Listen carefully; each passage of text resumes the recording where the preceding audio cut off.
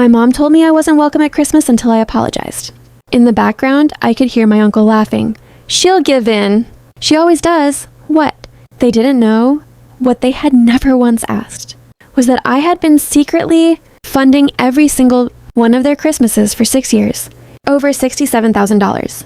And this year, I canceled every gift, every single one, and I let them figure it out under the tree on Christmas morning.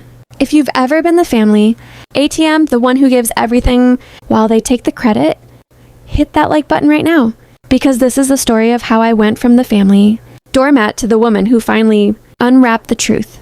My name is Eva, and for 6 years, I was my family's secret Santa. Not the jolly kind who gets cookies and milk. The invisible kind? The one who made the magic happen and got nothing in return. It started when I was 26. I had just landed a real job, financial analyst, decent salary, finally breathing room after years of ramen dinners and overdrawn accounts. The ink on my first real paycheck was barely dry when my mom, Kara, called. Eva, honey, you know how tight things are for your cousins this year. Kevin lost his job again, and little Anna has been asking for this dollhouse. You wouldn't be able to help, just this once? I was standing in my tiny apartment, looking at my bare walls, thinking about the dollhouse I never got as a kid. And I said yes. A few $100s turned into $800 by Christmas Eve. I bought Anna's dollhouse. I got Joshua a bicycle. I threw in extra gifts so nobody felt left out. Watching Anna's face light up when she tore open that wrapping paper that made every maxed out credit card worth it. I told myself this is what family does. Here's what I didn't understand yet. When you're generous in a family of takers, they don't see kindness, they see weakness. They see a door that's open forever. The next year, my mom called in November, not December, November. The kids still talk about last Christmas. You were so wonderful. Could you work your magic again? Your magic. Like I was a fairy godmother whose only purpose was to wave a wand over their lives with my credit card. By year 3, nobody even asked anymore. My mom just started sending me links. Marie needs boots. Joshua needs school clothes. Oh, and Aunt Amanda has her eye on that handbag. I had become the family's silent financial engine, the invisible hand behind every birthday, every holiday, every special occasion that someone else always managed to need my money for. They'd post on Facebook, smiling faces, beautiful gifts, so blessed by the generosity of family.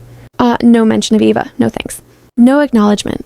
At dinners, they'd joke that I was probably too busy working to understand the joy of giving. I understood it perfectly. I was giving everything. They were taking the joy. By year 6, I was spending close to $10,000 a year on a family that treated me like an inconvenience. I worked extra shifts so they could have a beautiful Christmas. I smiled through it. I kept thinking, maybe this year someone will notice. Maybe this year I'll feel like I belong instead of like hired help. Belonging was never in the plan. I was just a wallet with legs. Last November, the family group chat exploded with Christmas planning. Aunt Amanda was hosting in her new house, by the way, which she bought, with a down payment from a loan she took from me and never mentioned again. The messages flew fast. Can't wait to see everyone. I'm bringing wine, the good stuff. It's going to be our best Christmas yet. I typed, that sounds wonderful. What can I bring? The chat went silent. Then my phone rang. Mom, her voice was ice. Eva, we need to talk about what you did at Thanksgiving. Thanksgiving. Right, I had quietly asked Aunt Amanda why she needed to borrow money for groceries when she'd spent the whole dinner bragging about her casino winnings. She cried, locked herself in the bathroom for an hour, and apparently that made me the villain. You embarrassed her in front of everyone, Mom said. You made her feel terrible just because she wanted to have a little fun. After a hard year, Amanda hadn't held a job for more than 6 months in a decade. But sure, you are not welcome at Christmas, my mother said. Not until you give Amanda a real sincere apology. And in the background, I will never forget this, I heard my Uncle Paul laughing. And my cousin Stephen said, she'll give in. She always does. Eva loves to play the victim. The woman who had funded their lives for 6 years, playing the victim. I hung up without a word. That night, so I sat in my apartment waiting for someone, anyone, to text me privately and say, that was insane. You belong here. My phone stayed silent. 3 days I couldn't sleep. 3 days replaying every Christmas, every birthday, every dinner where I smiled and handed over my card and felt nothing in return. On the 4th night, something in me broke open, and I finally saw things clearly. I opened my laptop. 6 years of Amazon orders, Target receipts, PayPal transfers, credit card statements, all meticulously filed because I'm a financial analyst and numbers are my language. I ran the total, $67,432. I stared at that number for a long time. Then I started printing. Every receipt, every confirmation, every transfer. The stack grew into a mountain of proof that their perfect Christmases were built on my credit cards and their lies. And then I started canceling. Joshua's PlayStation Now canceled. Anna's professional art supplies canceled.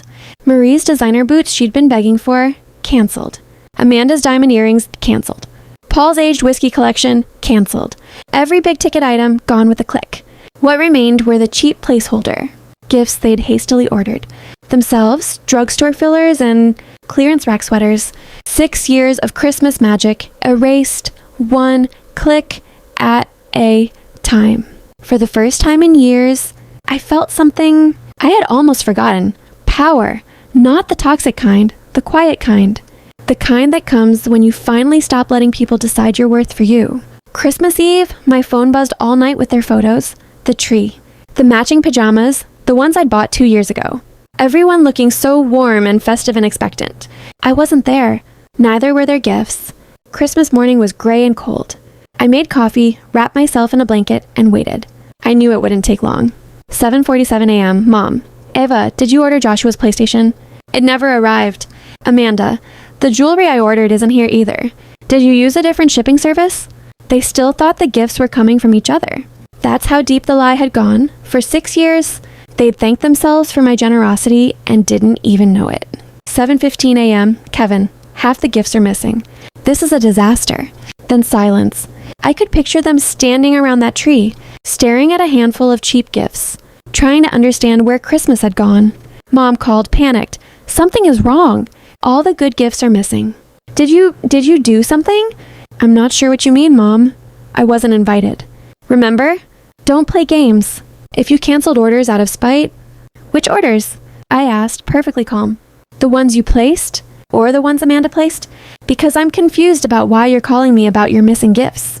Silence. Children crying in the background. Eva, please. The kids are upset. We can work this out. Can we? Because last I checked, I wasn't welcome until I apologized. Have the rules changed? That night, I sent one message to the family group chat. A photo of my laptop screen, 6 years of receipts, purchases, and bank transfers. Every dollar. Every gift. All of it documented, highlighted, undeniable. The caption read, Merry Christmas? From your Secret Santa, I hope you enjoyed 6 years of my generosity. Unfortunately, Santa has permanently retired. Take care of yourselves. Then I left the group chat. The responses came in waves. Anger from Amanda, guilt tripping from Mom, manipulative bargaining from Paul, but buried in the chaos is something unexpected. A private message from Anna. She's 16 now. I remember you always asked what I wanted for Christmas. It was you, wasn't it?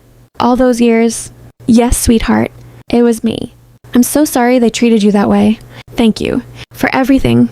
That message broke me open in the best way. Because it reminded me why I started giving in the first place. Love, not obligation. And for one person in that family, it had landed exactly the way I intended. A week later, Mom showed up at my apartment. She looked older, tired. You can't just abandon your family, Eva. We're your people. Family doesn't ban people from holidays for telling the truth. Family doesn't mock someone behind their back while spending their money. Family doesn't hold out a hand for 6 years and never once say thank you. She was quiet. Then, we didn't know it was you. You never asked. She left without another word. This past Christmas was my first in 7 years, that I spent completely on my own terms. I bought myself gifts, real ones, things I actually wanted. I decorated my apartment with lights that made me happy. I invited friends who wanted my company, not my credit card. And on Christmas morning, I laughed. Real laughter, not the performed smile I used to wear at family dinners. I don't regret what I did. I don't regret exposing the truth. And I will never regret choosing myself. Because here is what 6 years taught me. Love without respect is not love. It's exploitation dressed up in holiday wrapping paper.